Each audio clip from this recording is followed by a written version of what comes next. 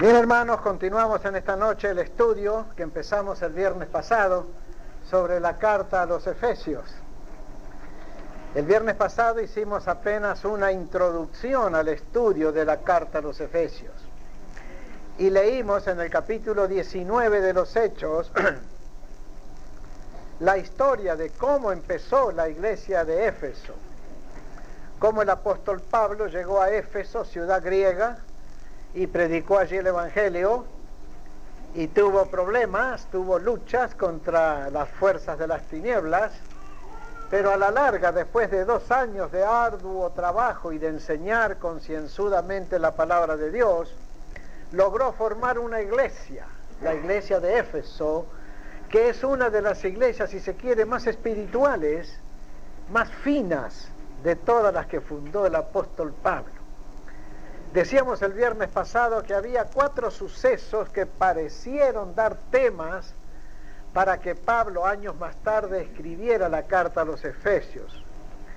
El primer suceso fue cuando Pablo se encontró con un grupo de 12 hombres, discípulos de Juan el Bautista, que llevaban como 25 años de creyentes en el mensaje de Juan el Bautista, no en el de Cristo, y todavía no habían recibido ni a Cristo ni al Espíritu Santo. Y Pablo les predicó a Cristo, los guió a una más clara noción de la fe cristiana, y aquellos 12 hombres se bautizaron de nuevo en el nombre de Jesús ahora, no en el nombre de Juan, en el nombre de Jesús, y recibieron el Espíritu Santo. Después vimos cómo 7 hombres, hijos de un sacerdote judío, pretendían expulsar demonios de los endemoniados, diciendo a los demonios: te conjuro en el nombre de Jesús, a quien Pablo predica. Y había un hombre endemoniado al cual estos 7 muchachos, supongo porque eran 7 hermanos, hijos de un sacerdote, quisieron exorcizar. Y el demonio que estaba en el muchacho, en el hombre, dijo: a Jesús conozco y sé quién es Pablo, pero ustedes, ¿quiénes son? Y salió el demonio del endemoniado y cayó encima de los 7 exorcistas vagabundos ambulantes y los sacó corriendo, desnudos y heridos. Este fue un suceso impresionante que luego dio tema a Pablo para escribir algunas cosas en la epístola a los Efesios. El tercer gran suceso fue cuando Pablo predicó contra la magia. En Éfeso había una cantidad de adivinos, de curanderos, de manos santas, de quirománticos y qué sé yo cuánta gente más que practica el ocultismo, y Pablo predicó con tanto poder, con tanta elocuencia el Evangelio de Cristo, que aquella gente se convirtió.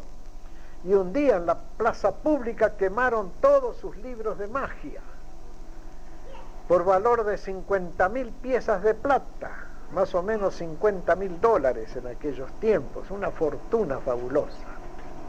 Ese fue el tercer suceso que ocurrió en el capítulo 19 de los Hechos. El cuarto fue el tremendo alboroto que se armó en la ciudad cuando Demetrio, que fabricaba templecitos de la diosa Diana para venderles a los turistas y a los que venían en peregrinación a Éfeso, y los artífices que trabajaban con él, armaron un motín gritando por 2 horas: grande es Diana de los Efesios, grande es Diana de los Efesios, porque Pablo predicaba y decía que no son dioses los que se hacen con las manos, y no hay más templo que la iglesia o el creyente, que es templo del Espíritu Santo. En Éfeso había un templo magnífico, una de las 7 maravillas del mundo antiguo, el templo de Diana. La imagen de Diana, según la tradición, había bajado del cielo, mandada por el propio Júpiter. Y los efesios tenían una devoción por Diana tan poderosa como tienen los españoles por la Macarena, y los argentinos por la Virgen de Luján, y los españoles y los mexicanos por la Virgen de Guadalupe. Tenían una devoción tremenda por Diana. Para ellos era la diosa número 1, la diosa de la fecundidad y del amor.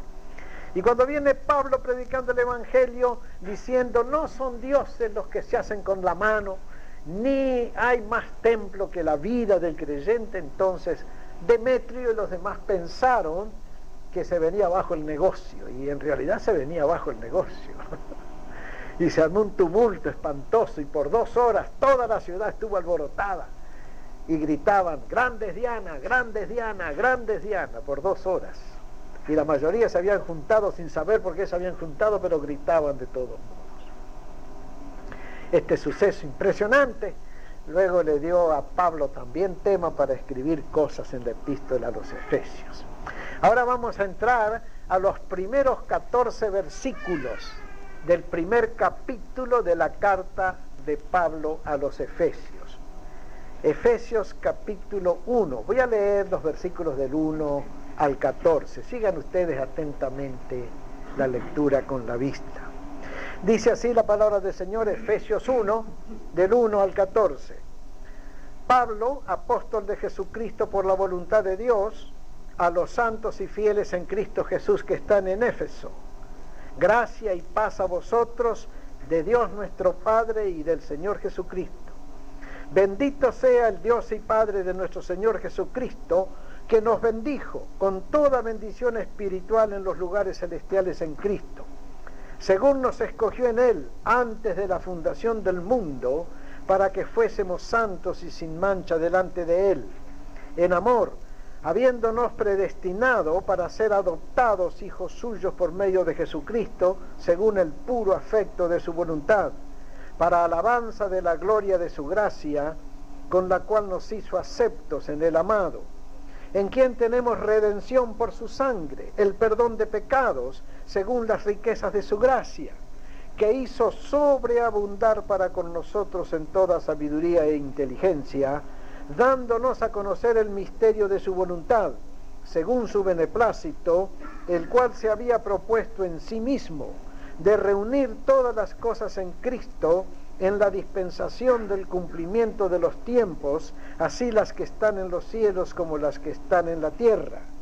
En Él asimismo tuvimos herencia, habiendo sido predestinados conforme al propósito del que hace todas las cosas según el designio de su voluntad, a fin de que seamos para alabanza de su gloria, nosotros los que primeramente esperábamos en Cristo. En Él también vosotros, habiendo oído la palabra de verdad, el evangelio de vuestra salvación, y habiendo creído en Él, fuisteis sellados con el Espíritu Santo de la promesa, que es las arras de nuestra herencia, hasta la redención de la posesión adquirida para alabanza de su gloria. Oremos. Amado Padre, cuántas cosas preciosas, profundas y grandes hay en estos 14 versículos. Ayúdanos a entender, Señor. Ayúdanos a atesorar en nuestra mente y corazón tu palabra. Ayúdanos a confiar en ella y a obedecer, porque así seremos, Señor, ricos con toda bendición espiritual en los lugares celestiales en Cristo. Gracias te damos por el privilegio de estudiar tu palabra con entera libertad y también con gozo y alegría, sabiendo que tu palabra es alimento verdadero de nuestras almas. En el nombre de Jesús. Amén. Bien, vengamos a la hoja que hemos distribuido. Decíamos ya el viernes pasado que la carta a los Efesios puede tener un subtítulo: el Evangelio de las inescrutables riquezas de Cristo, porque Pablo realmente está hablando en esta carta de eso mismo, las inescrutables riquezas del Evangelio de Cristo. Pablo no se iba mucho por los sucesos portentosos, los milagros, las lenguas, las espectacularidades que suelen acompañar la predicación del Evangelio. Pablo miraba el hombre interior, y en una parte de esta epístola, que ya vamos a ver en viernes venideros, Pablo habla del hombre interior que tiene que ser corroborado o confirmado por el Espíritu Santo. Y Pablo habla también del amor de Cristo que excede a todo conocimiento. Esos son los temas de Pablo, esa es la revelación que él traía para dar al mundo. La vida interior, la vida espiritual, la vida del alma, la vida cristiana verdaderamente, que más que nada es una vida madura de frutos dulces en Cristo. Bueno, aquí en estos primeros 14 versículos tenemos las primeras 10 riquezas en Cristo. El apóstol Pablo, lleno de la grandiosidad de su propio mensaje, dispara como ametralladora una cantidad de palabras que todas significan bendición o riquezas espirituales. Veamos con calma cuáles son. Parece que Pablo escribió aquí abuela pluma, como se llama. Estaba tan lleno de esta enseñanza que mandó palabra tras palabra, y tenemos que ir más despacio nosotros, tratando de ir entendiendo poco a poco cada palabra. Pero hay 10 bendiciones o 10 riquezas en Cristo. Número 1, verso 3. Alguno que lo lea otra vez, el verso 3, bien alto. Bendito sea el Dios y Padre de nuestro Señor Jesucristo, que nos bendijo con toda bendición espiritual en los lugares celestiales en Cristo. Benditos del bendito. Bendición es lo contrario de maldición. El creyente en Cristo, por el mismo hecho de serlo, está bendito, y por lo tanto su vida debe ser una vida bendecida. Y estamos benditos en el cielo ya. Nuestra herencia está en el cielo, nuestra riqueza está en el cielo, nuestras bendiciones bajan del cielo, nuestra vida cristiana baja del cielo, como si tuviéramos tubos de oro que bajan del cielo a nosotros para darnos la riqueza de Cristo. Eso es vida cristiana. Estar alimentado de las bendiciones que ya son nuestras y seguras en Cristo Jesús. Muchísima gente viene de la América Latina para Estados Unidos y aquí trabaja y aquí gana salario y aquí junta dinero y de repente empieza a mandar dinero a sus parientes en América Latina, ¿verdad? ¿Cuánta gente hace eso? Casi todos los hispanos que se vienen aquí a este país y tienen la suerte de trabajar bien y juntar plata, mandan giros a sus parientes de América Latina. Y es una gran cosa eso, es una tremenda cosa, es una bendición. Bien, los parientes nuestros que están allá en América Latina pueden decir, qué lindo que nuestro pariente esté en los Estados Unidos porque nos puede mandar dólares de allá. Bien, Cristo, que es nuestro hermano y pariente, está en el cielo y del cielo nos manda bendiciones a nosotros. Qué ricas bendiciones. Bendito el Dios y Padre de nuestro Señor Jesucristo, que nos bendijo con toda bendición espiritual. Segunda riqueza, verso 4. ¿Quién quiere leer el verso 4? Según nos escogió en Él antes de la fundación del mundo, para que fuésemos santos y sin mancha delante de Él. Pongamos atención aquí. Escoger es un acto de la inteligencia y la voluntad y del gusto.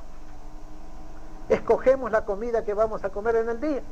Escogemos el restaurante a donde vamos a ir a comer con la señora, si tenemos plata. Escogemos los zapatos que nos vamos a poner y la corbata y el vestido que nos vamos a poner. Y esa es una acción de la voluntad y del sentido común y del gusto también. Bueno, Dios nos escogió a nosotros usando el mismo procedimiento.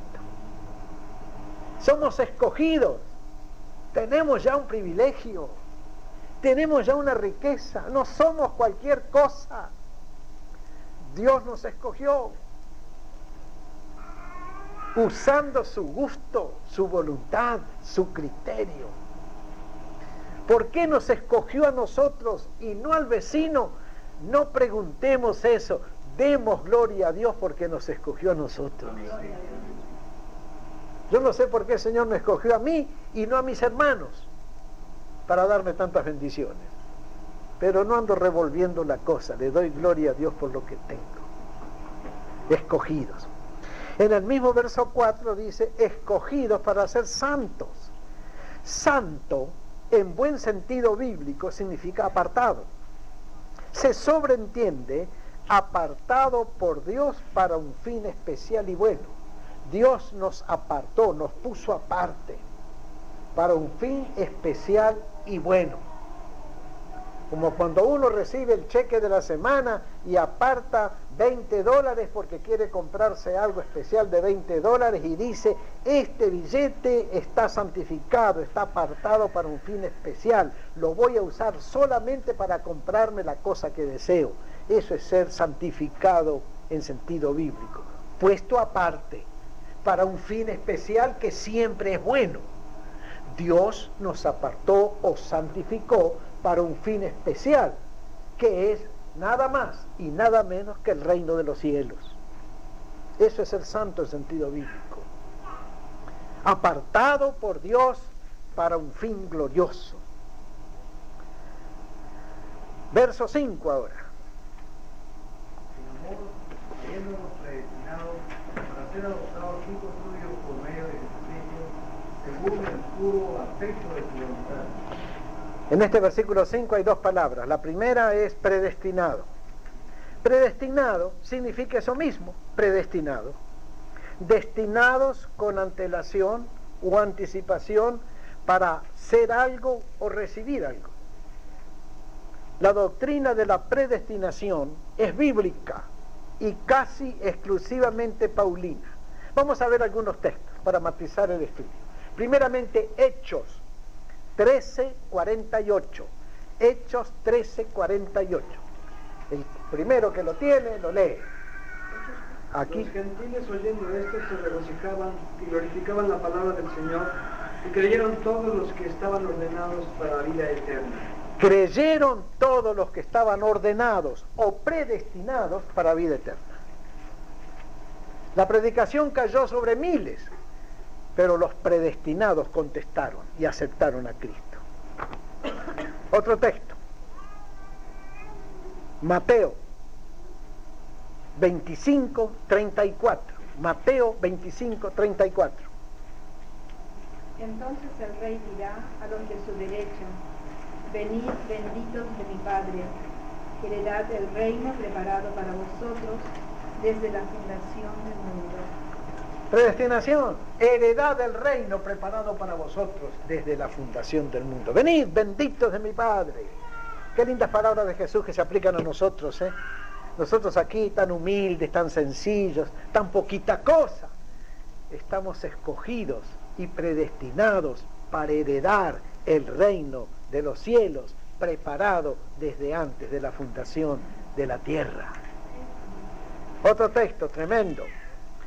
Romanos capítulo 8, 28 al 30. Romanos 8, 28 al 30. Y sabemos que a los que aman a Dios, todas las cosas les ayudan a bien. Esto es, a los que conforme a sus propósitos son llamados. Porque a los que antes escogió, también los predestinó para que fuesen hechos conformes a la imagen de su Hijo, para que Él sea el primogénito entre muchos hermanos. Y a los que predestinó, a estos también llamó, y a los que llamó, a estos también justificó, y a los que justificó, a estos también glorificó. Ahí está todo el proceso de la conversión. Predestinados, llamados, justificados, glorificados. Esos somos nosotros.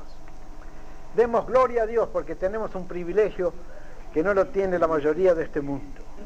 Predestinados a conocer a Cristo, predestinados a vivir con Él por la eternidad, a gozar de una herencia maravillosa. Muchos no saben la herencia que tienen. Hace poco hubo un lío familiar allá en Australia. Dos hermanos, un muchacho y una muchacha, heredaron la herencia que habían dejado los padres y después la abuela, se juntó la herencia de la abuela también. Parece que el muchacho era muy astuto, muy hábil en eso de entenderse con abogados y se quedó con lo mejor de la herencia, con las ovejas y con el campo y con los tractores, con muchas cosas. Y a su hermana le dejó muy poquitas cosas, entre ellas un cuadro al óleo viejo firmado Vicente o Vincent. El hombre pensó que era Vincent Guthrie, un amigo de la familia que pintaba cuadros muy feos, y se lo dejó a la hermana. Bueno, ese cuadro de Vincent es para ti. Pero ese cuadro era de Vincent Van Gogh, y ahora ese cuadro vale $10 millones.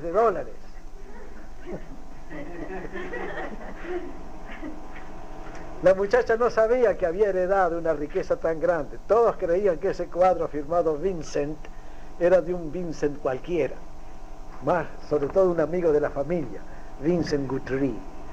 Pero era de Vincent van Gogh, el célebre pintor holandés. Cotizado ahora ese cuadro en $10 millones. Ya ven ustedes, a veces no apreciamos la herencia que tenemos en Cristo, pero es gloriosa, es gloriosa. El otro texto, 2 Corintios 2, 6 al 7, 2 Corintios 2. ¿Le va? Sí. A ver, puede ser. A ver, basta a tal persona esta representación. No, represión Hecha por muchos. Así que, al contrario, vosotros más bien debéis perdonarle y consolarle para que no sea consumido de demasiada tristeza. No, entonces 1 Corintios 2, 6 al 7. Sin embargo, hablamos sabiduría entre los que han alcanzado madurez. Sí. Sabiduría no de este siglo y de los príncipes de este siglo que perecen.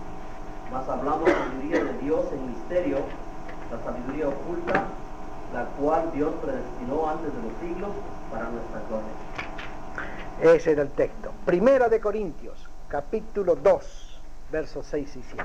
Hablamos la sabiduría oculta, la que Dios predestinó desde los siglos para nosotros. No solamente estamos predestinados a salvación, sino que hay una sabiduría predestinada para nosotros para que la tengamos. En el verso 5 también la palabra adoptados. Ahí está la palabra adoptados. Visto que los primeros hijos de Dios, los judíos, fracasaron por completo, Dios entonces adoptó a los gentiles como hijos suyos, en quienes puso su amor y su complacencia. Veamos Romanos 8:15 que nos dice, y otro busque enseguida Gálatas 4:5. Romanos 8:15 primero. Pues, A ver, las damas primero. A ver, Ricardo, entonces. 8:15. Pues no habéis recibido el espíritu de esclavitud para estar otra vez en temor, sino que habéis recibido el espíritu de adopción, por el cual clamamos Abba Padre. Hemos recibido no un espíritu de esclavitud para estar atemorizados. Yo no sé por qué hay tantos creyentes llenos de temor, llenos de angustia, con un miedo horrible de ofender a Dios, no tienen alegría, no tienen gozo. Aún cantando ponen una cara de angustia, una cara trágica. No hemos recibido, dice Pablo, un espíritu de temor, sino un espíritu de adopción por el cual le decimos a Dios papá. Porque Abba es papá. Abba en arameo no es padre, es papá. Es el término familiar, es la palabra familiar que usamos, papá, papacito. Eso es Abba. Papi, si queremos. El trato familiar a Dios porque Dios nos adoptó como sus hijos. Y el otro texto, Gálatas 4:5.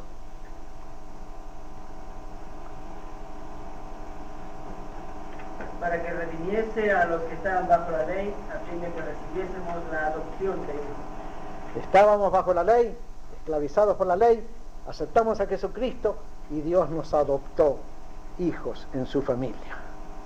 Adoptados en la familia de Dios, con todos los derechos del Hijo, con toda la herencia del Hijo, con derecho a llevar el apellido del Padre y tener el amor del Padre. Qué lindo es ser adoptado, más que hijo natural.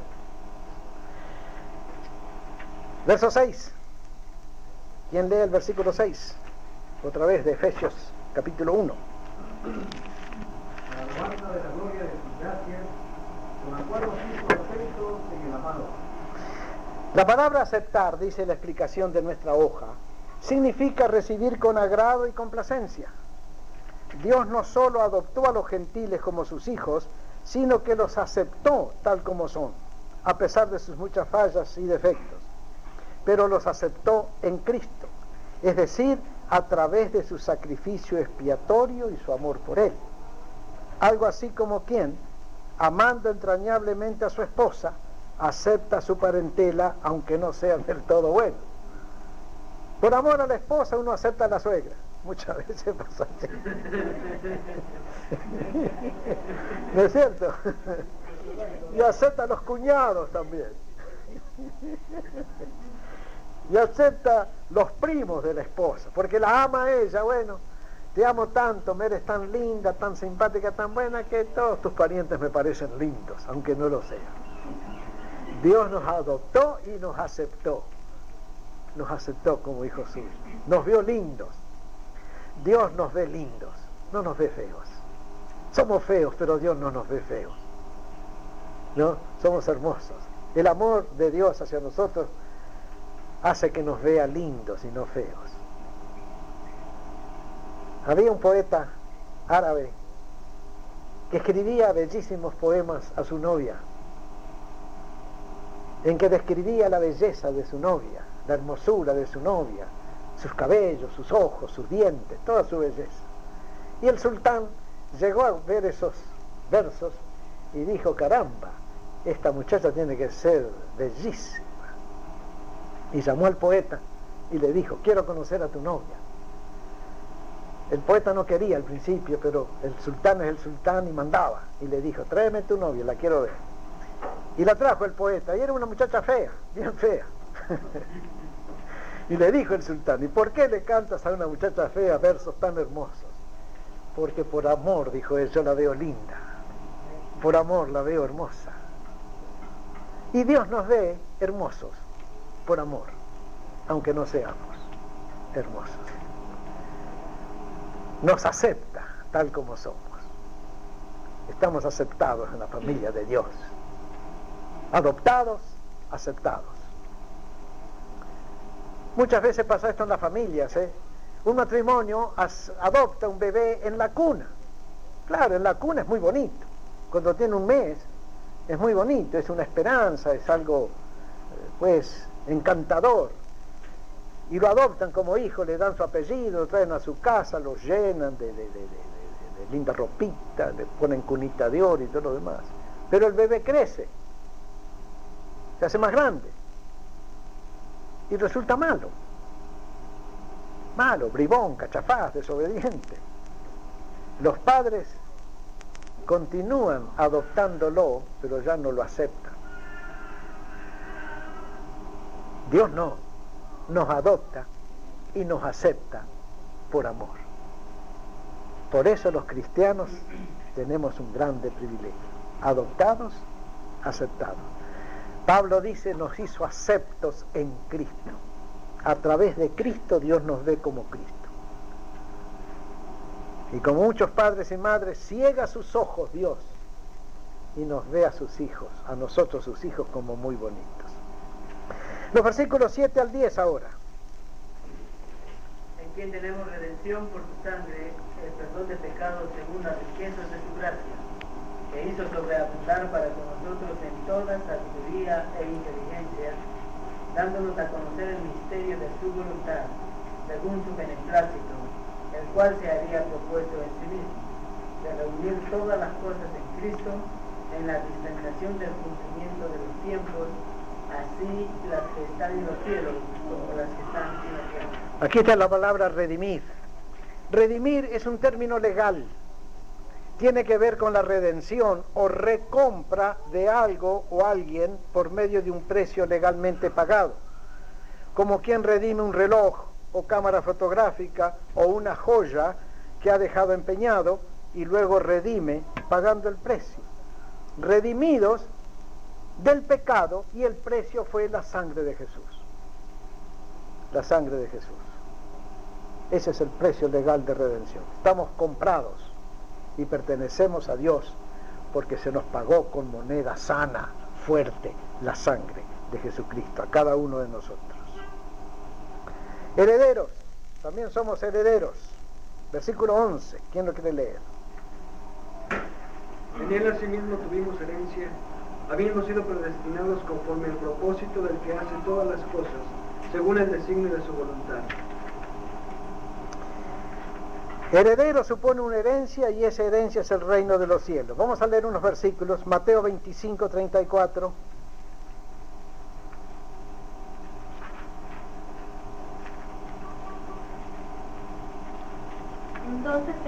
dirá a los de su derecha: venid, benditos de mi Padre, heredad el reino preparado para vosotros desde la fundación del mundo. Está bien claro, ¿no? Venid, benditos de mi Padre, hereden el reino preparado para ustedes desde la fundación del mundo. Un reino que Dios preparó antes de crear a Adán, antes de que Adán pecase y trajese maldición sobre toda la raza humana. Dios ya preparó un reino y nos lo va a dar a nosotros en herencia por nuestra fe en Jesucristo. Otro texto, Lucas 6:20. Y alzando los ojos hacia sus discípulos decía: bienaventurados vosotros los pobres, porque vuestro es el reino de los cielos, nuestra herencia. Mateo 6:10. Venga tu reino, hágase tu voluntad como en el cielo, así también en la tierra. El reino que tenemos en herencia, tenemos que orar: venga pronto tu reino, cobremos pronto la herencia. Mateo 6:33. Entre el reino de Dios y todas estas cosas os serán dadas por añadidura. Esa es la herencia que tenemos, el reino de los cielos, el reino de Dios, el reino de Cristo. Un reino donde vamos a ser ciudadanos y vamos a vivir como reyes. Colosenses 1, 12 al 14. Colosenses 1, 12 al 14. con gozo dando gracias al Padre que nos hizo aptos para participar de la herencia de los santos en luz, el cual nos ha librado de la potestad de las tinieblas y trasladado al reino de su amado Hijo. Nos hizo aptos para participar de la herencia de los santos en luz. Se habla de herencia en la Biblia, ¿no? Y nosotros los creyentes somos herederos de ese reino. Santiago 2:5. Hermanos míos amados, oíd. No ha elegido Dios a los pobres de este mundo para que sean ricos en fe y herederos del reino que ha prometido a los que le aman. No ha escogido Dios a los pobres de este mundo, pero ricos en fe, para que sean herederos del reino que Él ha escogido para los que le aman. Herederos. ¡Qué riquezas! Ser heredero de algo. Y por último, 2 Tesalonicenses 1, 3 al 5. Debemos siempre dar gracias a Dios por vosotros, hermanos, como es digno, por cuanto vuestra fe va creciendo y el amor de todos y cada uno de vosotros abunda para con los demás. Tanto que nosotros mismos nos gloriamos de vosotros en las iglesias de Dios, por vuestra paciencia y fe en todas vuestras persecuciones y tribulaciones que soportáis. Esto es demostración del justo juicio de Dios, para que seáis tenidos por dignos del reino de Dios, por el cual asimismo padecéis. Sí. Seáis tenidos por dignos del reino de Dios, por el cual asimismo padecéis. A veces hay que padecer para cobrar una herencia. Y nosotros, aunque tenemos una herencia segura, tenemos que capacitarnos para disfrutar de esa herencia. No somos pobres, no somos miserables, no somos la última cosa de este mundo, somos herederos del reino de Jesucristo. También otra riqueza que tenemos espiritual es que somos alabanza para Cristo. Verso 12, ¿quién quiere leer el verso 12? A fin de que seamos para alabanza de su gloria, nosotros los que primeramente esperábamos en Cristo. Parece mentira que una persona que fue pecadora, que fue mala, que fue sucia, que tuvo todos los vicios, todas las miserias, todas las lacras, un día sirve de alabanza para Cristo. Me gusta una expresión que tienen los evangelistas del Ejército de Salvación: trofeo de la gracia.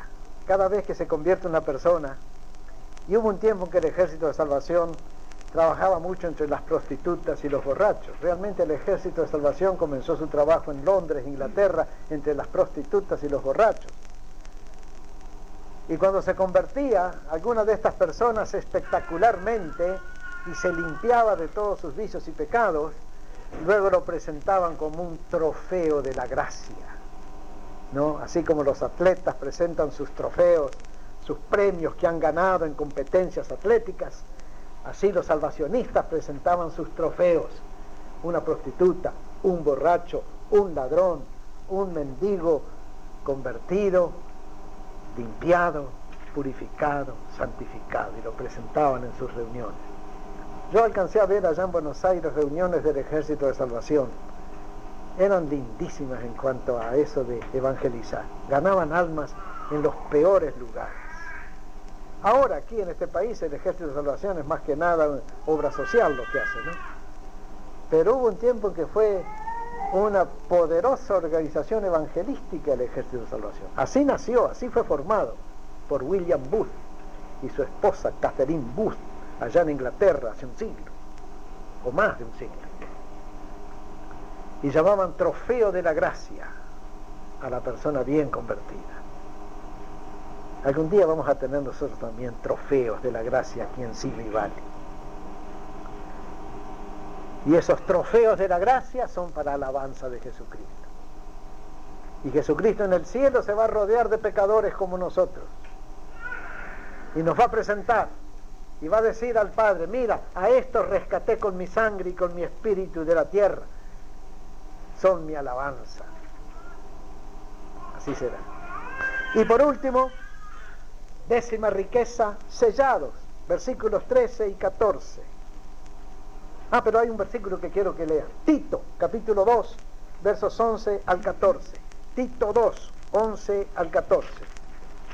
Porque la gracia de Dios se ha manifestado para salvación a todos los hombres, enseñándonos que, renunciando a la impiedad y a los deseos mundanos, vivamos en este siglo sobria, justa y piadosamente, aguardando la esperanza bienaventurada y la manifestación gloriosa de nuestro gran Dios y Salvador Jesucristo, quien se dio a sí mismo por nosotros para redimirnos de toda iniquidad y purificar para sí un pueblo propio, celoso de buenas obras.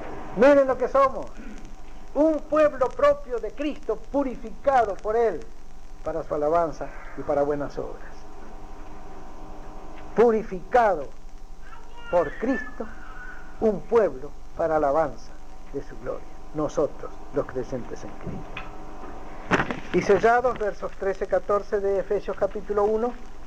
En él también vosotros, habiendo oído la palabra de verdad, el evangelio de vuestra salvación, y habiendo creído en él, fuisteis sellados con el Espíritu Santo de la promesa, que es las arras de nuestra herencia hasta la redención de la posesión adquirida para el avance de su gloria. Desde que creísteis, fuisteis sellados con el Espíritu Santo.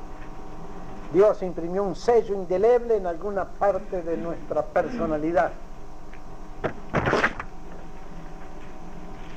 Su sello de propiedad.